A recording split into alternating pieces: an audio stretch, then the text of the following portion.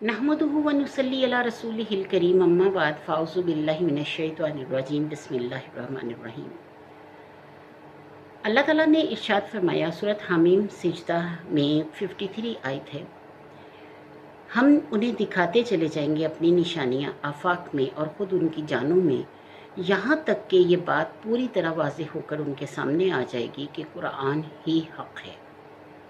Science पीछे पड़ी हुई है, यानी कुरान को वो पढ़ते हैं तनकीद के लिए और उसको एक्सप्लोर करने के लिए कि क्या वाकई अल्लाह ताला ने जो कुछ बताया वो सच है।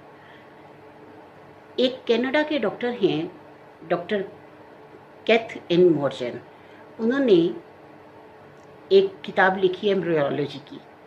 अब उसमें वो लिखते हैं कि मैं नहीं जानता कि 1400 साल पहले कौन सी ऐसी वो चीज़ थी या कौन से अल्ट्रासाउंड थे या कौन सी ऐसी मतलब वो थी, कौन सा ऐसा इल्म था जिसने एक उम्मी इंसान को, जो मतलब पढ़ना लिखना नहीं जानता था, उम्मी इंसान को औरत के जिस्म के बारे में और इंसान की पैदाइश के बारे में इतना डिटेल से बता दिया हो।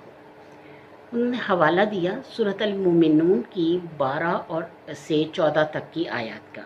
अल्लाह ताला उसमें फरमाते हैं कि हमने इंसान को मिट्टी के जौहर से पैदा किया, फिर इसे एक महफूज जगह पर टपकी हुई बूंद में तब्दील करके टपकाया, यानी टपकी हुई बूंद जो थी वो औरत के यूट्रस में गई, महफूज मकाम था, उसमें उसने परवरिश पाई बच्चे ने।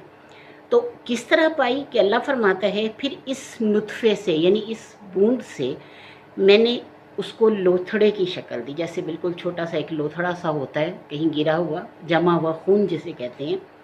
फिर उस लोथड़े को मैंने बोटी बनाया, फिर उस बोटी पे मैंने हड्डियाँ बनाई, अब उस हड्डियों पे मैंने गोश्त चढ़ाया या स्किन चढ़ाई, और फिर उसके बाद एक दूसरी ही बनावट में मैंने उसे पैदा किया, यानी एक पानी का कतरा था।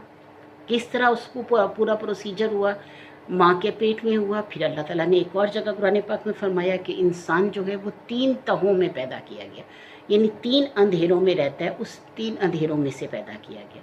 फिर अल्लाह ताला ने ये भी फरमाया कि एक फ़रिश्ता जो है वो तीसरे या चौथे महीने में जाता है और वो पूरी उसकी शक्ल बना आता है, बिल्कुल ऐसे ही जैसे इमोजीज़ होते हैं, और उस पर पूरी शक्ल जो है वो बना दी जाए कि यहाँ आँखें होंगी, यहाँ कान होंगे, यहाँ बाजू होंगे, यहाँ मुंह होगा, यहाँ नाक होगा।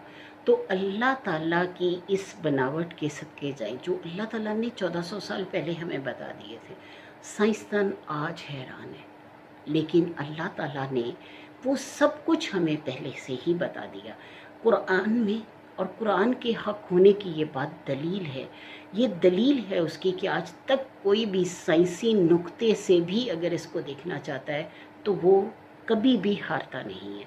हर चीज़ हक़ है, सच है, और सच के अलावा कुछ नहीं है। जब आपके दिल में ये यकीन पैदा हो जाएगा और आप अपने कुरान से मोहब्बत करेंगे तो कुरान जो है वो आपको और ज़्यादा मोहब्बत देगा।